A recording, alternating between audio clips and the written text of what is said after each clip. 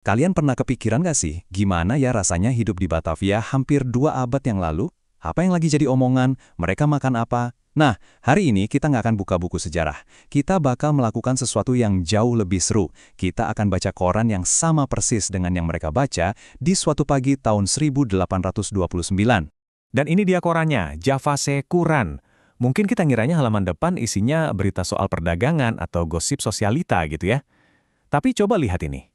Hal pertama yang menyambut pembaca pagi itu ternyata jauh lebih kelam. Laporan langsung dari medan perang. Ya, kita langsung disuguhkan berita utama dari garis depan Perang Jawa, sebuah konflik yang sangat brutal melawan pasukan Pangeran Diponegoro. Dan ini tuh bukan sembarang laporan ya. Ini datang langsung dari orang nomor 1 di militer, Letnan Gubernur Jenderal De Kock. Dia benar-benar nggak nahan-nahan ngejelasin taktik dan hasil operasi mereka dengan sangat gamblang buat dibaca semua orang. Coba deh dengerin kalimat ini.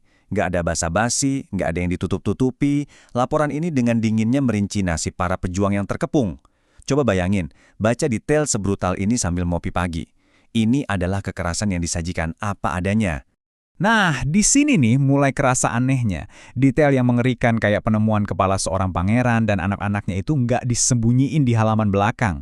Justru ini dilaporkan sebagai sebuah kemenangan, sebuah berita biasa aja di samping pengumuman-pengumuman lainnya.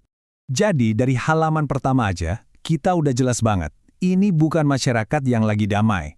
Buat penduduk Batavia di tahun 1829, perang itu bukan sesuatu yang terjadi di tempat jauh. Perang itu adalah realita mereka sehari-hari. Tapi begitu kita balik halaman, suasananya langsung berubah 180 derajat. Dari kekacauan medan perang, kita masuk ke dunia yang sangat berbeda. Dunia birokrasi kolonial yang super teratur dan metodis. Dan di antara pengumuman-pengumuman resmi, kita nemuin ini, tender publik buat nyediain makanan untuk para narapidana kerja paksa. Mungkin kedengarannya sepele ya, tapi justru disinilah kita bisa lihat sisi lain dari mesin kekaisaran ini. Dan pas kita lihat detailnya, ini benar-benar luar biasa. Mereka nggak cuma minta makanan, mereka ngatur semuanya. Kadar garamnya, jenis sayurannya, bahkan waktu penyajiannya harus presisi jam 6 pagi dan 6 sore. Ini bukan cuma soal ngasih makan, ini soal kontrol yang absolut. Dan inilah kontras yang paling gila. Di satu sisi, koran, kita baca soal kekerasan brutal dan pemegalan. Di sisi lain, kita baca aturan yang super detail tentang takaran garam dan lada buat makanan api.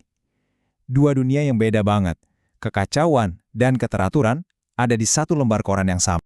Oke, jadi di luar perang dan birokrasi, gimana sih kehidupan sehari-hari orang di sana? Nah, untuk itu, kita perlu intip bagian pasarnya, jantung komersial Batavia. Apa sih yang mereka beli dan jual? Dan ya, kayak koran pada umumnya, Javase Quran juga ngasih info praktis. Di sini, kita bisa lihat daftar harga resmi buat kebutuhan pokok. Ini ngasih kita gambaran yang nyata, kira-kira berapa sih biaya hidup di Batavia zaman itu?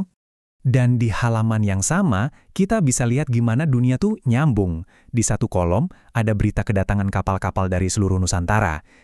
Di kolom sebelahnya, ada iklan bir impor dari Inggris. Batavia itu benar-benar pusat perdagangan global.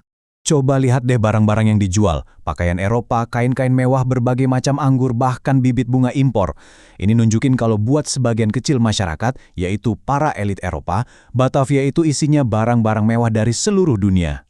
Tapi koran kan bukan cuma soal berita besar ya, koran juga tentang manusia. Dan di halaman-halaman terakhir, kita nemuin sisi paling personal dari kehidupan kolonial. Dan di sini nih, kontras yang dari tadi kita lihat jadi makin tajam. Tentu, ada kabar bahagia. Pengumuman kelahiran, kayak lahirnya putranya Tuan Spekch ini, sebuah pengingat bahwa di tengah semua kekacauan, ya hidup terus berjalan. Dan tentu saja, di mana ada kehidupan, di situ ada kematian. Beberapa kolom setelah kabar bahagia, ada kabar duka. Koran ini benar-benar nangkep ritme dasar dari eksistensi manusia. Terus setelah semua berita soal perang, birokrasi, lahir, mati, kita nemuin ini, iklan pacuan kuda. Gila kan? Kontrasnya benar-benar nggak masuk akal. Sementara perang lagi berkecamuk di halaman depan, para elit di Batavia malah lagi ngerencanain hari mereka di arena balap. Tapi, coba deh perhatiin detail kecil di iklan ini. Ada balapan terpisah untuk pribumi dengan hadiah yang jauh lebih kecil. Cuma dari satu baris kalimat ini aja, kita langsung bisa lihat gimana kaku dan jelasnya hierarki sosial di zaman kolonial.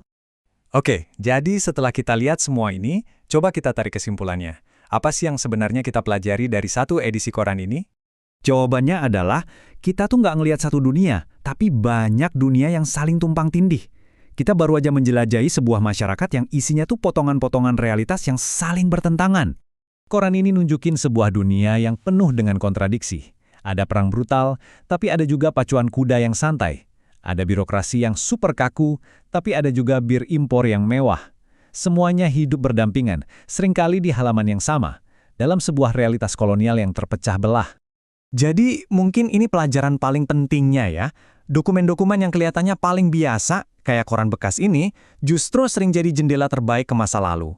Mereka nunjukin ke kita kalau sejarah itu bukan cuma ada di buku pelajaran. Sejarah itu ada di iklan baris, di daftar harga, dan di pengumuman pacuan kuda. Sejarah itu ada di detil kehidupan kita sehari-hari.